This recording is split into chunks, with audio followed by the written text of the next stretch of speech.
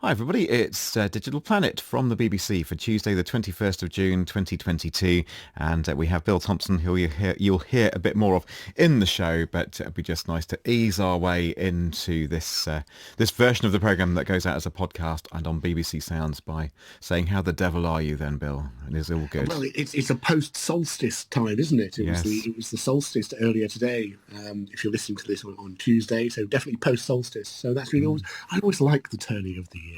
I like Mm. thinking about the astronomical conjunctions that are going on. See, I'm maybe a bit more superficial than that because I just tend to think here in the northern hemisphere that the days are beginning to draw in now and winter's on its way. Yeah, that's the wrong approach. You need to welcome whatever the day has to offer you. Oh, And of course day length and solstice it's all actually quite complicated in terms of sunrise and sunset because our planet is a very peculiar one in terms of its orbit it and its is. its tilt on the axis. It took a while to figure it all out, but I'm glad they It have. So, certainly did. well, good. Well, happy solstice to Bill and one and all. And I guess we should leap into the show. How about it? Absolutely, absolutely, Gareth. Oh, that was very, very, like go-getting, I think. Here, here comes the show. Hello there, I'm Gareth Mitchell. Welcome along to Digital Planet. Today, Japan gets tough on abusive behaviour online. Internet Explorer retires, and we're hearing about the robot that applies lipstick. What a mixture. And we're going to have comment as we go along from technology expert Bill Thompson this week. Greetings, Bill. Hello there, Gareth. I think you find that Microsoft has retired Internet Explorer rather than software writing a letter and saying, I've had enough, I'm off. I'm glad you clarified that, just in case people were wondering. We need to Well, get these things right, don't we? it might become sentient, you never know. Indeed, that'll be the case when the next browser retires, I'm sure. All right, Indeed. now, first, in Japan, if you insult somebody, you could end up in prison thanks to updated legislation on insulting people online. Japan has tightened the law since a female wrestler and TV personality killed herself in 2020 after receiving hate speech. The death led to some national soul searching over an increasingly toxic culture on social media and messaging platforms. Mariko Oi is a reporter in the BBC's Singapore bureau, and she's from Japan. She's been telling me about the new legislation and the story of Hana Kimura, the reality star who took her own life. Well, she was at the time a 22-year-old professional wrestler, but she was also probably more famously known for appearing on a reality show on a Japanese TV network as well as on Netflix called Terrace House. But she became somewhat of a target of cyberbullying, and after receiving quite a few harmful messages, she took her own life in 2020. Now, after that, her mother started a campaign to make sure that those abusers pay for what they did, and when she sued them, the punishment that they received after a long legal battle was quite small, as in, they will find something like 90 US dollars or something. And I think it's fair to say that the Japanese public were shocked to hear that the penalty was so light. It's not like she's the first celebrity to take her own life because of these kind of issues. It has come into news headlines every now and then, but this case really highlighted the law in which penalizes those abusers. And as a result, her mother has been campaigning to change the law. And I have to say, the change has come rather quickly and really increased the level of penalty. Does the new law say then? How has it, I suppose, strengthened? So, as I said, when Hana took her own life, the penalty was less than 10,000 yen, which is about $75, which I think is the conversion rate, exchange rate as well. The Japanese yen has weakened slightly, so the exchange rate is a bit different. But basically, the penalty that you have to pay was very little, or 30 days in detention. But the new law says that one could spend up to 1 year in prison and about just over $2,000. So that is a significant change in the punishment. And according to Hana's mother, she wanted to make sure that people saw this as a crime instead of something that you just get, a little fine, just like, parking tickets. So is the concern that the law has just gone from one extreme to the other then? There are critics who would argue that, and also especially, what if a politician, for example, was to use this law? Could this potentially be used to silence their opposition leaders and so on? So, there have been a lot of discussions about that, and lawmakers will review the law in a few years' time as well. But at the same time, in terms of the Japanese public's reaction, it has been quite positive because I think people were definitely shocked to hear about the level of penalty. And we've had so many cyberbullying incidents where celebrities may take them to court, but considering how expensive it can be and how lengthy it can be to take them to court and come to a conclusion, the result is definitely not worth it, at least financially. Yeah, so the law's been given a 3-year sunset clause, which I suppose is some kind of hint about how even legislators are aware that it's quite a controversial law. It may need to be reviewed. Yes, absolutely. So there are definitely arguments against this law, but I guess the question is, how do you protect those people from cyberbullying? And of course it happens everywhere, doesn't it? But I have noticed that in Japan, it can get aggressive very quickly. And, I've been a target of it myself a few times, and I've realized that it almost feels like because people are so polite face to face in Japan, when they are anonymous, they can get very aggressive very quickly. I remember when I wrote a controversial article about a politician and someone started sending really harmful messages. My dear girlfriend, bless her, sent a message on this online platform saying, she's publishing articles with her real name. At least come out with your name to at least make these comments. And she then became a target, and it's a very dark world that not many people will realize unless you read the Japanese language or talk to people about it. But it is a very, very serious issue. That's Marika Oi, and it's an issue I'm going to take up now. First with Dr. Nicola Fox Hamilton, who's a lecturer in applied psychology and cyber psychology at the Institute of Art, Design and Technology in Ireland. Welcome to Digital Planet, Nicola. So let's go right to the causes here. We're talking about cyberbullying, aren't we, at the end of the day? How does it come about? So there's a number of reasons, some of which are to do with being online and some of which are kind of individual differences or personality factors in specific people.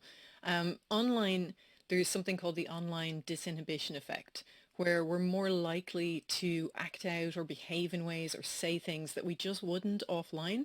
And we're all a little bit more inclined to do that. And there's a few reasons for that. So a lot of people think that anonymity is the most important thing, but there's actually very mixed findings on that. What's more important than anonymity is the social norms of a space, whether it's acceptable to behave like that or not. The context or the topic that's being discussed, so more controversial topics, you're more likely to find people acting out or being more aggressive. As well as that, the fact that we are invisible to others and others are invisible to us makes us less likely to see them as a full person with emotional reactions like we would have. And we tend to see them more as part of their social group or a category rather than as an individual. And we also are more likely to subscribe to our own social group or category. So let's take something like if you're a football fan, you're a fan of one team, you view yourself as part of the in-group in that team and you view the other as part of the out-group. And you're more likely to be harmful, to say nasty things, to harass somebody who's part of the out-group. We're more likely to do that on or offline. But Right. it's exacerbated online because Okay. you can't see individuals. So it can happen on or offline. You only have to look at violence in football games to understand that it can happen physically, but something about the online situation can exacerbate that. So Sanae, then, let's come to you. So this is Sanae Fujita, who's a researcher and activist and a fellow at the Centre for Human Rights at the University of Essex in England. What's your response to this law in Japan, really tightening up on the legislation over what people do online? My reaction to this law you're talking about. Yeah, indeed. Yeah. Because Okay. because some people might say it doesn't go far enough, given obviously some of the tragic consequences we've heard. What Yeah. do you make of it? Yeah, I totally agree that we need something to prevent cyberbullying because I'm also targeted by those bullying, And but when I see this law, I find that there are at least two big problems. The one is, of course, risk to the freedom to expression, because the original idea to use insult as a crime was introduced long time ago, 1875 or something, to suppress the freedom the movement of the civil rights movement in that Right. time. So that's why, and it doesn't cover only online, but any insult in the public domain. So it can cause some risk and chilling effect to the Right. peoples. And in this case, are we talking about insults that are intended to harm? Does the law make a distinction for that, rather than maybe a more general insult along the lines of like, that you just don't know what you're talking about, or something like that? Yeah, there was a huge discussion between the opposition party and the parliament, and the lawmaker couldn't answer very clear case what can make this as a crime. So there's a very unclear definition. So Right. that is Okay. Now, there have been concerns about what this means for freedom of expression in Japan. We've had this response from the Embassy of Japan in the UK. They say freedom of expression is an extremely important right, safeguarded by our constitution. It's a matter of course that it must not be unjustly restricted. The recent amendments to the criminal code will help create a safer and more secure society by preventing more people from becoming victims. So that's what the Japanese government says through its embassy here in London. Bill Thompson, I just wonder if a big problem here is just the sheer scale of all these networks now. I mean, legislation in Japan is all very well, but this is a worldwide issue, isn't it?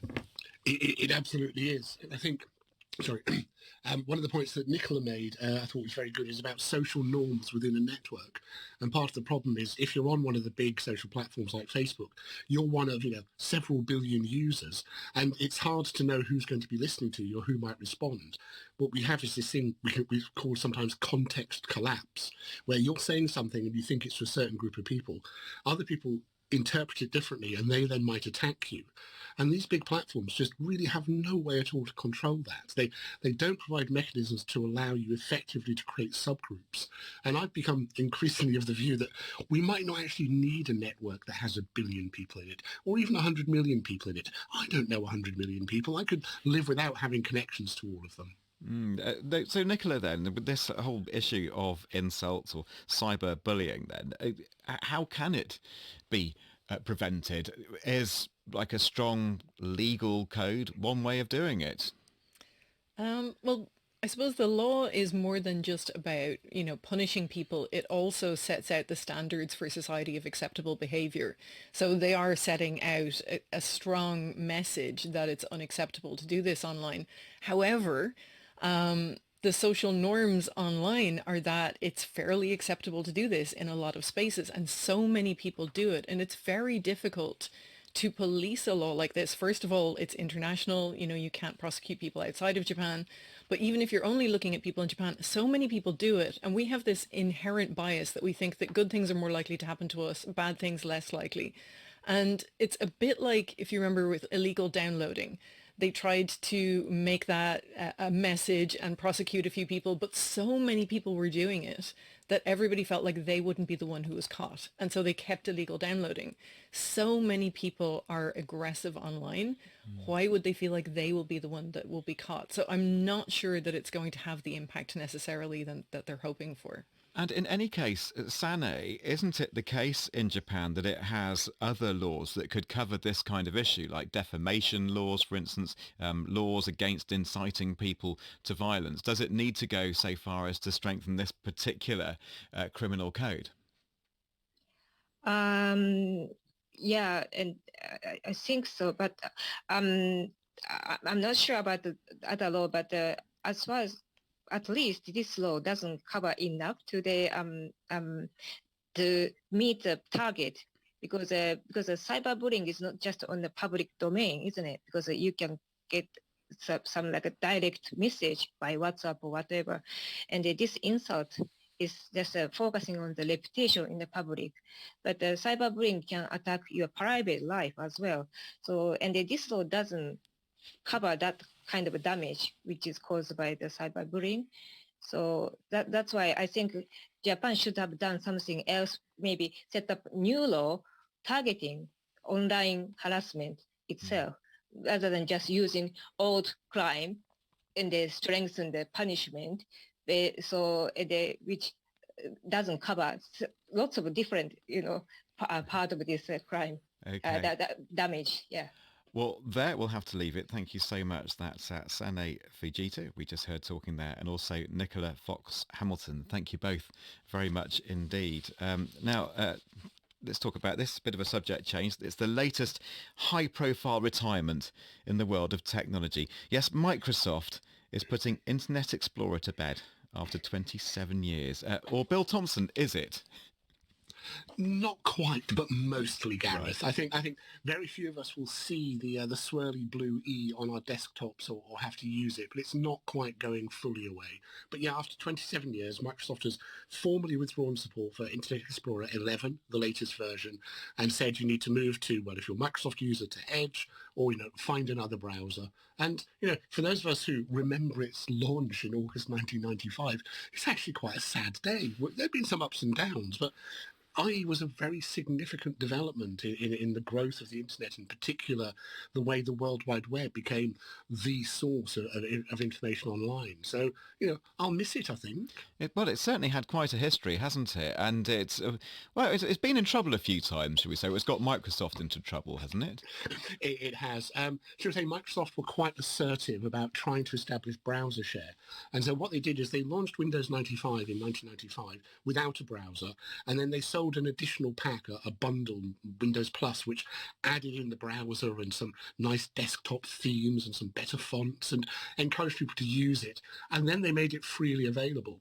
And at the time, around then, most of us who were online were using a browser called Netscape Navigator, which had spun out of the very original web browser, NCSA Mosaic, the original graphical browser, sorry, mustn't forget Tim's browser.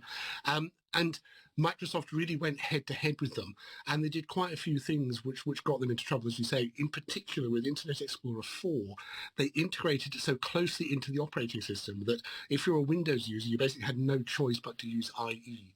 And that led to an antitrust case in the United States, and crucially led to another antitrust case in the European Union, where they were forced to offer you a choice of browser when you turned on your new computer for the first time. So, it has had some problems, yes. And thank goodness the rest of the technology community has learnt lessons from locking people into an ecosystem.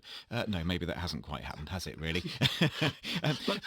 But you should recognise that what it did was, for a lot of people who were not experienced users, it was the way they got onto the internet. And it may have had its limitations, but it did do that job. It helped them feel connected to the web. It helped them feel connected. And I think we should give it some credit for that. Yeah. It's not actually entirely going away, though. So what's happening is the browser's going, but there's something embedded in Windows called MS-HTML, which is the bit of code that actually turns sort of web page into what you see on your screen. That will be around for quite a long time, like till 2029, because Microsoft has so many legacy systems. The operating system is so complicated, they don't have the freedom just to turn things off. So it's going away, but it's not going away. Okay, I see what you mean. As is so often the way in technology, isn't it? It's kind of going, absolutely. Not quite. All right, Bill, thank you. Finally, from Brazil now, meet the robot that applies lipstick. It's in development at the moment, but is aimed at users ultimately with disabilities. The developers say that the bot applies lipstick without any smudging, and it can detect different skin tones regardless of age or gender. So what happens is the user puts their head in front of the machine and an arm holding the lipstick. It then moves from left to right. The device comes from an outfit called Grupo Boticário, a beauty company based in Brazil, and I have a feeling that technology journalist and presenter Fern Lullen, who is blind, is going to be rather enthused about all this. So is she. Definitely. I'm very excited. It's so good to be back on the show again. And yes, this product, it is a product that's being developed in Brazil, and it's called Smart Lipstick. And in very simple terms, the aim of Smart Lipstick is to enable you to just sit in front of a small device which contains a tube of lipstick, and then AI is used to apply the lipstick without you having to do a thing. And as you said, Gareth, that is right up my street. And I was lucky enough to get to speak to Isabella Cavalcanti and Melanie Haraguchi, who are involved in developing smart lipstick. So I started by asking Melanie to explain smart lipstick in a bit more detail. It looks like a box, and you have a surface where you can support your lips. In this box we have a camera, so this camera will take a photo of your lips.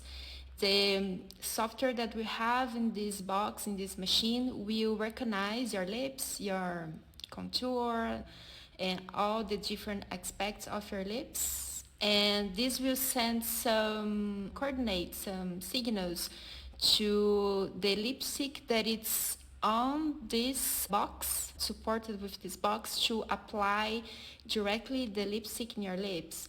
Maybe like a Google Maps kind of thing, translation, where this photo sends some signals, some information to this box to make the best route of the application of the lipstick in your lips. So it's basically about obtaining detailed information from a person's lips and then using that to accurately apply lipstick. Now, I loved the Google Maps analogy. I mean, I'm regularly accused of having a big mouth, but even I thought I would never have to justify having a map for my mouth. That's going a bit far. No comment, Fern. We'll leave that one right there. But listening to that clip, this does sound like such a detailed piece of work, and it must represent like a huge challenge to those working on it. Yes, that's certainly true. And in fact, the seed of the idea goes back to 2015 with a rather different plan from the one that exists today. Now, Melanie told me a bit more about their journey. So at the beginning, Boticário Group would like to have a new type of formulation for a cosmetic lipstick that even though if I apply my lips like in my cheek, it won't pigment my cheek. It only pigments if I apply the lipstick in our mouth. And actually we could not succeed. So this is really difficult to formulate a product like that. So that's why in 2018 we start a challenge with Cesar, and we discovered together that with artificial intelligence and maybe by a develop of a new electronic device, we could have success. Okay, so obviously it's hardly a short-term project. It's been going on for some time. Were you able to get a feel from them, Fern, about where they're currently at? They did tell me that they're happy that the prototype can distinguish between the lips and other parts of the skin on the face. So data collection for that part of the process is done. It's finished. Lots of work has also been done on applying the lipstick, but for all types of reasons, like the multitude of different lip types and textures, there's still more to be done to perfect that part. But I must admit, the one thing that I was concerned about was whether the success would depend on sitting absolutely still. You know, like, am I going to get lipstick all around my face, basically, is the biggest question I was wanting to ask. So Isabel told me that currently you do have to sit still, but that changing that is definitely a big part of the plan going forward. We know that the people tend not to stay still, right? So the idea is that it's a device that is accessible for everyone. Yeah, we want that even if you're moving, you can put the lipstick on the right place. Now, she didn't say it was about me, but I just get this sneaky suspicion that she's been talking to my other half, because sitting still isn't exactly my specialist subject. I think he might have given her a clue. It is my specialist subject. So, did you find out then, Fern, how much it's all going to cost? Do we know when it's coming out, costs and so on? I did ask those questions, yeah. They said that they couldn't be specific at the moment about that, but they would keep the costs as low as possible and trying various things to make it as affordable as they can, and that they would try to get the product to market as quickly as they could. So, assuming it all goes well and it does come to market, if I can just play devil's advocate a little bit here, what about people who might say that putting on makeup, it's a simple task, it's all a bit frivolous, this whole project, shouldn't really be seen as a priority? Yeah, and do you know what? I think that is the tricky thing, because within its simplicity lies its complexity. So makeup can be so tied in with our self-confidence and our self-esteem, which both are very much to do with how we view ourselves and our abilities. I mean, to put it in context, if you imagine putting something on your face, painting something on your face, especially if that something is bright red, without being able to see what you're putting on your face or be able to check what it looks like afterwards, and then heading out the door. But now, if you think you're going to a date or a job interview or somewhere where you really want to impress someone, you take the risk, as happened to me, this is genuine experience, coming out of that interview and someone telling you immediately that you've got lipstick all over your nose. I can laugh about it now, but it was devastating at the time. It was truly awful, and maybe it shouldn't matter, but I think the reality is that it does, and even if it's just on an unconscious level, people are judging you, and it can make a difference. And as I say, it can definitely make a difference to how you feel about yourself. It's really easy to say, well, just get someone else to do it for you. But I think independence is something that disabled people crave more than anything else. That's Fern Lulham. A huge thanks to her for her opinion. So huge thanks to you in advance, Bill, for your opinion. Are you going to go sceptical on this or the other way? I was going to go sceptical, and then I listened to Fern, and I realised that my perspective was completely wrong.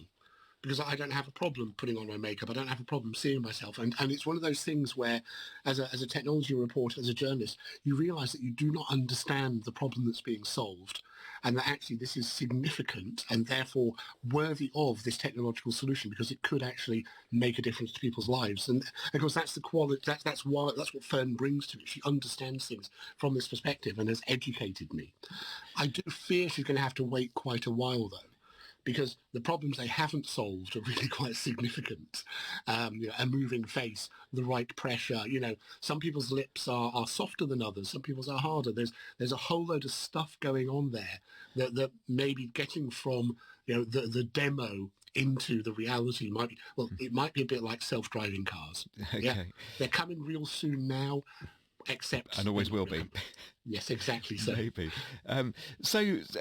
As for that work from Gruppo Boticario, it takes us further into this whole idea of robots that care, though, doesn't it? It does. Robots that care, but also specifically robots that do one thing and do it well. I think a lot of attention is paid to the home robot that will make you a cup of tea and look after you and put you to bed. And I don't think that's ever going to happen, but we might have individual machines that will do those things. The most successful domestic robot, the thing that really cares for many of my friends, is their robot vacuum cleaner. It looks after them, it cherishes them, it loves them, and they love it back. And I think we might find more, if like, single-purpose machines that fit into our lives and do one job well. And those are what I'm going to be looking out for. All right. Bill, thank you very much indeed for that. We'll leave it there. Our studio manager today is Steve Greenwood and the producer is Florian Bohr. See you next week, folks. Bye-bye. Right, well, let's keep it going, seeing as we're all here, and we still have our guests, Nicola and Sanae, who you heard in the programme, and Mr. Bill Thompson is here as well, so I'm sure we can get into some fun stuff about the history of all things internet related, which we may well do, and also hear a little bit more from both our contributors down the line, Sanae and Nicola. But Gareth, you know what they say, if you can remember the 1990s online, you weren't actually there. Don't they say that about the 60s, but it was adapted to mean the 90s. I think the 60s was practice what we got up to. It was the big roll up, yeah. Yes. Yeah, well, luckily I don't remember a lot of the 90s, so clearly I must have been there. Excellent, good. That's very reassuring. I'll just be hunting for the photographs then. There will be some out there, I'm sure. And a so-called friend of mine actually did take some photos from actually before the 90s, 1980s, I think, and put them up on a well-known social media platform. And I was a bit shocked, really. It's just the idea that, you might have thought in the pre-Facebook, pre-social media era of the 1980s that if you grew up then that there wouldn't be anything to follow you around the internet and incriminate you. But of course, people keep hold of physical photos and scan them in and then use them later in your life. I know, it's terrible. I mean, digital photos taken in the early 90s are probably all decomposed and they're useless. Whereas actual printed photographs made with chemicals, well, they tend to persist. Yeah, as I've got shoe boxes full of them that can attest to that very fact. So there we are. It's almost like there should be a global digital vault for that kind of stuff as well, and it would tie in so beautifully with our discussions last week about preserving Indeed. music. Indeed. All right. Well, lovely. Well, I would like to carry on with Sanae and Nicola as well. So thanks very much for a bit of podcast extra chat, because we do appreciate it very much. And Nicola, you do some rather interesting work on online dating. And I'd love to hear more about that. We didn't get a chance to talk about it in the show because it's a completely different aspect of your research activities, but it's quite a big part of what you look into, isn't it? It is, and a lot of the cyberbullying and harassment stuff follows across into online dating as well, unfortunately. But yeah, my whole area is online dating. I looked at it for my master's and PhD research, and I've continued on since then, and I interviewed online daters during the most severe lockdowns that we had in Ireland and the UK. To find out what was different about online dating during that time. And I'm still working on that project and still writing it up. But it was really fascinating talking to people about how things had changed and the different way conversations flowed. Obviously, it gave everybody a really good intro to having something to talk about because their lives had all changed. And a lot of people moved online to go online dating because they were bored and they had more time on their hands. They had nothing else to do. They were online more anyway. And for a lot of people, it was quite frustrating because, you know, the natural progression with online dating is you chat to somebody and then you quickly meet up to make sure that they are who they say they are and that there's some chemistry and that you get along, there's some spark there. But of course you couldn't do that. And so you didn't know when you could do that because we didn't know how long the lockdowns would go on for. So a lot of people found that quite frustrating. But other people met someone that they thought was a potential partner. And that was really interesting because, again, they were talking online a lot. So a lot of them were video chatting, but they were also texting a lot throughout the day. And they were building up these quite intimate relationships and emotional relationships. They were getting into talking about things quite deeply.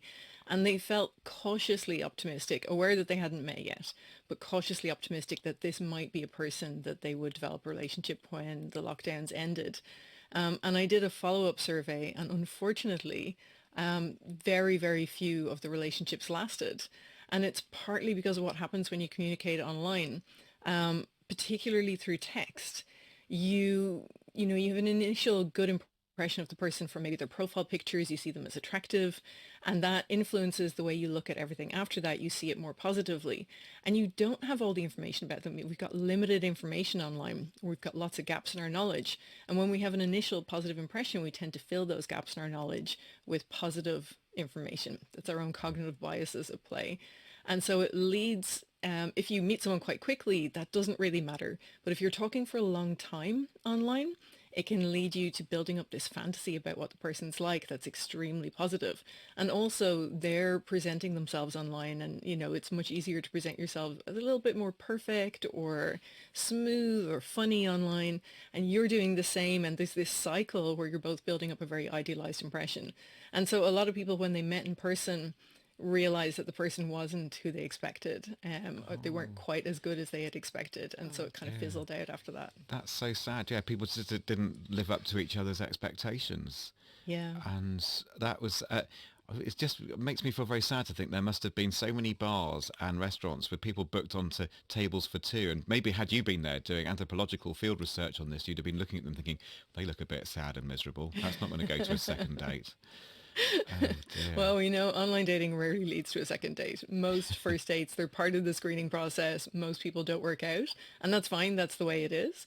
It's only, and it's mostly because you find out something about the person that you don't really like, disconfirming information that reduces your attraction to them. It's only in the odd case where you meet someone that you find out more about them. They're more like you than you thought. They're more interesting than you thought. That's when it's really special and something happens. Yeah. This is absolutely fascinating. I think the idea that we can successfully construct an online persona that is more attractive than we are in the real world, because I suspect most people would think that's a real difficult skill. And what you're saying is actually, when pressed, we're probably quite good at it. We a bit are, too good we at aren't. it. Yeah, one of the things that people find really frustrating about online dating is being able to create an authentic but attractive profile that sums up who they are, because there's so little information that you can give in a profile. And you've got to be careful about what you say because people will read so much into the little bit of information that is there. So, for example, women tend not to put anything about sex, anything remotely sexual, because it gets hypersexualized and then all they get are guys looking for hookups. So you've got to restrain yourself, and people find that very frustrating. And it also means, on the other hand, that it's very difficult to get an accurate representation of what somebody's like from their profile. And so the impressions we get are often very inaccurate. And that's why a lot of first dates don't work out, because we don't really have a good sense of what the person's like. Okay. And did you go into it with that hypothesis? Did this surprise you? Because I wonder if I was doing the research, I might have gone into it with an alternative hypothesis that said something along the lines of, because during the lockdown, there was such a blurring between one's social time, like private time, and then the time that you spend at work, that in building up an online relationship, that person that you're online dating could be with you all day. You kind of have lunch with them, you hang out with them mid-afternoon because maybe you're in between Zoom meetings, in a way that may not have been the case so much pre-pandemic. And that might have been a hypothesis for saying, well, this is a great way of formulating good relationships. Now, clearly that would have been wrong because your research proves it. But was there a suspicion that you might find something like that? So my suspicion was that people would do that, but when they met in person, that it wouldn't live up to their expectations. It's something called hyperpersonal communication, and it is that theory that if you communicate over time, you build up this very idealized impression of the person, and when you meet in person, the gap between reality and fantasy is too big to be bridged. And they can't help but disappoint you, even if they were as nice as you initially thought. But that long period of time spent communicating online can be problematic for that. Now, people who communicate more by video chat and less by text are less likely to fall into that issue. But if you communicate a lot by text, it happens a lot. It happens even in things like long distance relationships, where people who communicate by video have a very accurate feeling about the relationship and each other. But couples who communicate a lot by text and not a lot by video build up a different impression. And when they meet again in person, it puts a strain on the relationship. Right. So Okay. it's a problem with online communication, particularly texting. Yeah, I do. Sometimes people talk about how unflattering it is being on a webcam all day. So there might have been some reverse surprises that, oh, actually you look quite nice in real life. It's just you've got a terrible webcam and it makes you look very grainy and horrible. I don't know. But that's amazing. Thank you for that. And Sanae, Fujita, this is always so good when we have researchers like you and Nicola on the program, because we can just go a little bit further into what you do in this podcast outro. So in your case, I know that you're not just an academic, you're a campaigner as well. So how do you bring your campaigning together and your activism, I should say, your activism together with your academic work? Yeah, thank you. I came to UK as a student nearly about 20 years ago to study human rights. Then in the beginning, I was thinking of, I want to contribute the other country which has a problem, So deep human rights problem. But after researching, after I finished PhD, and I realized Japan has problem, human rights problem. For instance, 2013, under the name of national security, Japan prepared secret protection law, so-called, which cover up all inconvenient information for the government. So, of course, each country has that kind of law, even UK has, but the government has to meet the standard, which that should be the international standard, which should be meet in such a law. But Japan didn't follow any kind of those standard, and that shocked me a lot. So I decided to use United Nations human rights mechanism, which I learned quite a lot when I was a student here. So I translated the draft bill into English and sent to the UN Special Rapporteur, UN Special Expert on Freedom of Expression. That caught his eye, and he published public statement to the government of Japan. So that was big attack to the government. Wow. So that was the beginning of my campaign. Yeah, and sorry, and just briefly then, did change come from that it had come to the attention of UN bodies, and then was pressure put onto Japan, and did it act on that? Well, well, they got furious. Government got really, really I bet furious. they didn't like it. Yeah. Yeah, they didn't like it, and they didn't like what I've been doing as well, of course. So, unlike Western country government, or the Japanese people like to keep face. No, they want to be want to be looked at very nice country, but in reality, they don't want to show the reality what's going on in the behind. So, but I'm kind of revealing, inside of what's happening, like whatever human rights problem we still have a lot, but from outside of Japan, people don't realize that by watching your BBC program or like whatever Western countries think that a good image. Of course, I think Japan is a good country, but we still have problem. So I decided I should tell what's happening into the world, especially expert in the international society, because we need help.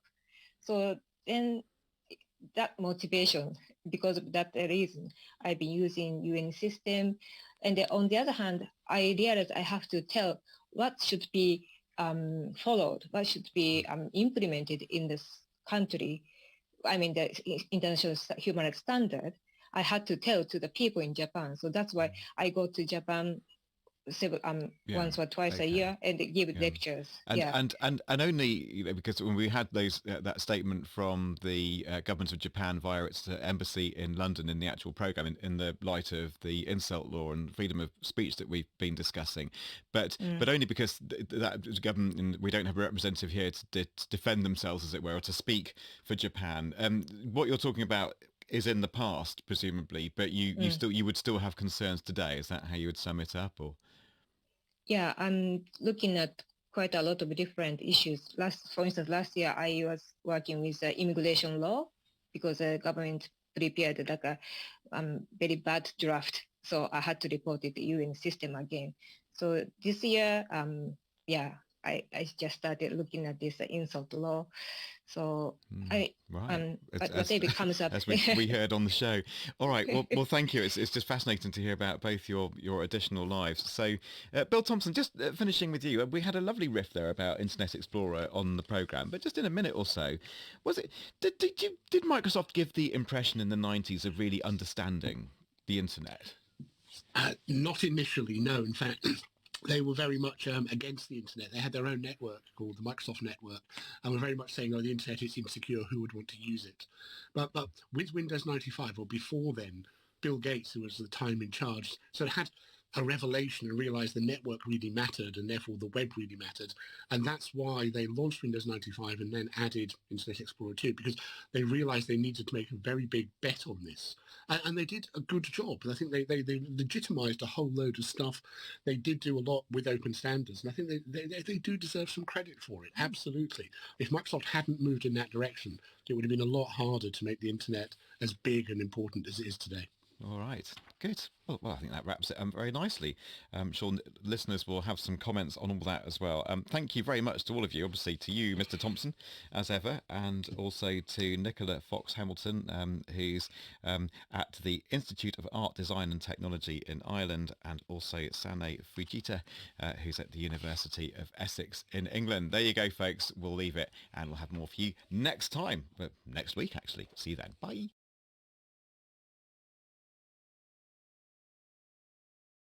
It's Tuesday the 28th of June 2022. It's Gareth Mitchell here with the Digital Planet podcast. We have Glenn Boddington here as well to talk technology from the BBC World Service. We're going to jump into the programme very soon.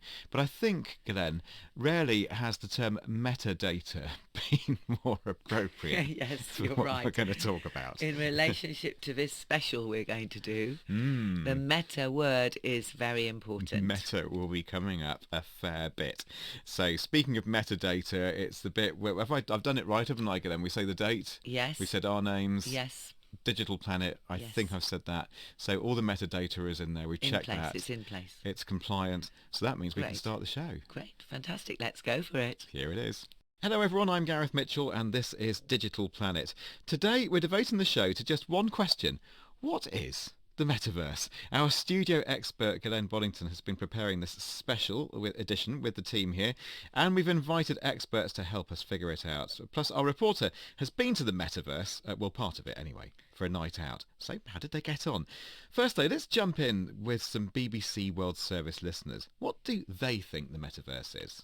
I'm Omid Ghanizadeh from Afghanistan, and I think metaverse is a 3D digital internet area where you can buy a place for yourself and you can build anything you want. My name is Fred from Uganda. Metaverse is something that's gonna make fantasy to a little bit reality. My name is Selma and I'm from Nigeria, and I think the metaverse is a platform that connects people in a virtual reality. This is something that we do not need, and it's simply an unnecessary invention that would distract people from reality. My name is Amin Mabaki and I'm from London and I live in Mohammedia, Morocco. We haven't been able to sort out the problems that exist currently online. I fear that the metaverse will create an environment for this to flourish. Hi, my name is Marcos. I'm a Brazilian living in the UK. I believe the metaverse is a great environment for keeping in touch with my relatives abroad. It's here not to replace the voice and video conference solutions, but to add a new layer of interactions and possibilities. My name is Arka. Metaverse will transform the gaming industry, entertainment, and education. My name is Bernard Mwasa. I'm from Uganda. If we want to be ready for the future, we have to create it. And I believe metaverse is the future. There you go. So a few views there from BBC World Service listeners. Let's see what Ghislaine Boddington thinks about all this then. Ghislaine, you're a long-term expert in blending our virtual and physical worlds. So simple but probably quite complicated question to you. What is the metaverse? Well, Gareth, the metaverse is, at this time, a word of many connotations. And this is because it's information. It's a pioneer space that's being created, so to say, as we speak, really. So anyone who's listening who doesn't get it yet, don't worry. We hope this programme will untangle some of the confusions, yeah? So ultimately, the metaverse is envisioned as a real-time interface to blend our virtual and physical lives.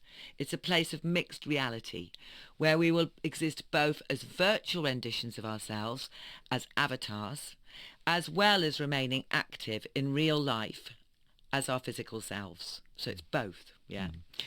Personally, my way to visualise this, and this is my way, so everyone's got to get their own way, is as an infinite virtual space in which we can interact, socialise and collaborate. And in this space, I kind of see flocks of virtual bubbles of various sizes, from micro bubbles to huge bubbles. And these bubbles exist individually, yet they will also co-join and interconnect.